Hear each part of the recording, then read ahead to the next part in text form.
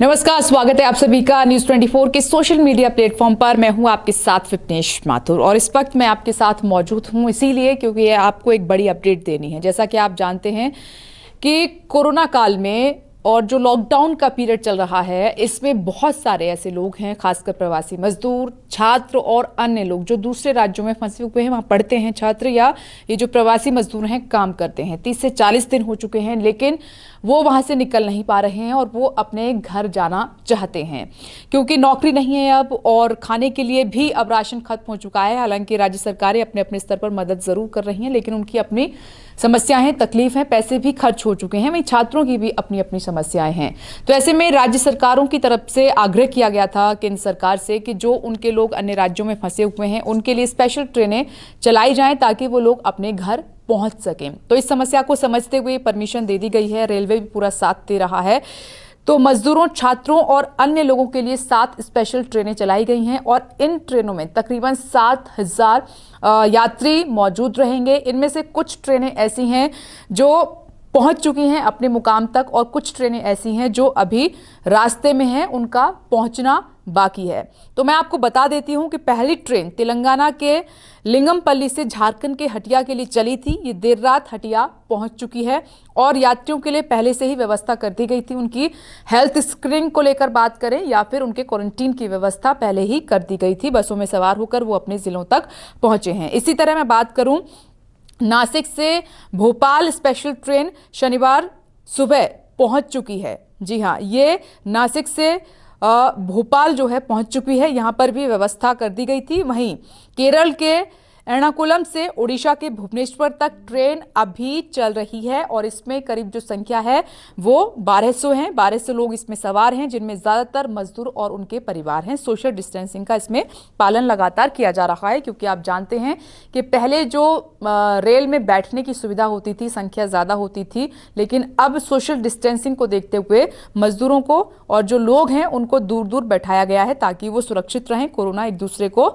ना टच कर पाए। उधर महाराष्ट्र के नासिक से लखनऊ के लिए श्रमिक स्पेशल ट्रेन चली है जिसमें 839 प्रवासी लोग सवार हैं और इनमें से जो ट्रेनें पहुंच चुकी हैं, जो अपडेट हम तक पहुंचा है वो सबसे पहले हम आपको दे रहे हैं और बाकी ट्रेनें रास्ते में हैं। जैसे जैसे हमें अपडेट मिलेगा ये आप तक जानकारी पहुंचाते रहेंगे। जानकारी ये भी मिल रही है कि एक और ट्रेन झारखंड के हटिया के लिए रवाना होगी और इसमें भी 1200 मजदूर सवार होंगे क्योंकि संख्या ज्यादा है। एक एक करके एक एक राउंड में यात्रियों को ले जाया जा रहा है। अब मैं आपको बताती हूं कि ट्रेनें चलाने का जो फैसला लिया गया है वो ट्रेनें कहां से कहां तक चलेंगी और उनमें कितने मजदूर सवार हैं और कितनी ट्रेनें जो हैं वो पहुंच चुकी हैं। इसमें सबसे पहले मैं बात करती हूं, जो ट्रेन जयपुर से पटना के लिए रवाना हुई है वो पहुंच चुकी है और वहां पर यात्रियों के लिए पूरा बंदोबस्त किया गया था। बसें पहले से वहां पर खड़ी हुई थी, बाकायदा बैनर लगे हुए थे और हेल्थ स्क्रीनिंग के बाद इन यात्रियों को उनके घर रवाना कर दिया जाएगा जहां पर 14 या फिर 21 दिन के लिए उनको क्वारंटीन भी किया जाएगा।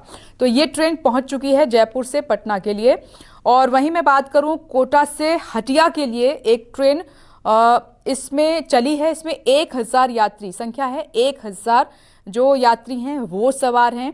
इनमें से जो ट्रेनें पहुंच चुकी हैं जिनका अपडेट अभी मेरे पास है वो मैं आपको दे रही हूं। ये ट्रेन रास्ते में है। और वहीं नासिक से लखनऊ के लिए एक ट्रेन रवाना हुई है, इसमें 839 यात्री सवार हैं। नासिक से भोपाल के लिए एक ट्रेन चली जिसमें 347 यात्री सवार थे, वो ट्रेन पहुंच चुकी है। वहां पर अच्छे से वेलकम हुआ है, तमाम व्यवस्थाएं कर दी गई हैं ताकि पूरी सुरक्षा के साथ यात्रियों को उनके घर तक पहुंचाया जा सके। मैं आपको बता दूं कि सीधे घर तक यात्री नहीं जाएंगे। पहले जब वो स्टेशन पे उतरेंगे तो वहां पर उनकी हेल्थ स्क्रीनिंग होगी, अच्छे से होगी।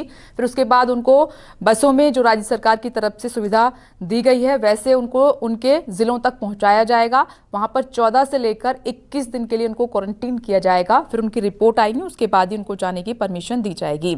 वहीं लिंगमपल्ली से हटिया के लिए जो ट्रेन चली थी वो पहुंच चुकी है। इसमें तकरीबन 1200 यात्री सवार थे। और वहीं एर्नाकुलम से भुवनेश्वर के लिए भी एक ट्रेन रवाना की गई है। इसमें भी संख्या तकरीबन 1200 है यात्रियों की। पूरी सुविधा का ख्याल रखा गया है, मास्क हैं, सैनिटाइज भी किया गया है। जो लोग ट्रेनों के अंदर बैठे हैं उनमें संख्या पहले की तुलना में घटा दी गई है। और वहीं मैं बात करें तिरुवनंतपुरम से हटिया के लिए जो ट्रेन एक और चलेगी उसमें संख्या 1200 है। तो कुल मिलाकर यानी कि जो यात्रियों की संख्या है वो 7000 के पास है। तो इसमें खास बातें ये हैं क्योंकि मामले लगातार बढ़ रहे हैं, ऐसे में बहुत ज़्यादा परेशान ये लोग थे, इसलिए इनिशिएटिव लिया गया। स्पेशल ट्रेनें इन यात्रियों के लिए चलाई गई हैं। इनमें प्रवासी मजदूर हैं, छात्र हैं और अन्य लोग भी शामिल हैं जो अपने घर जाना चाहते थे। सोशल डिस्टेंसिंग का पूरा पालन यहाँ पर किया गया है और इन ट्रेनों को चलाने के लिए जो गृह मंत्रालय की तरफ से गाइडलाइंस थी उनका पूरा पालन किया जा रहा है, जो कि मैंने आपको पहले से बता दिया है। कोच में यात्रियों को सोशल डिस्टेंसिंग के साथ लगातार बैठाया जा रहा है। काफ़ी दूरी है ताकि वो डिस्टेंस मेंटेन वहाँ पर होता रहे। और वहीं थर्मल स्क्रीनिंग भी उनकी की जाएगी जब वो पहुंच जाएंगे। 14 से 21 दिन का ये टाइम है जब उनको क्वारंटीन किया जाएगा।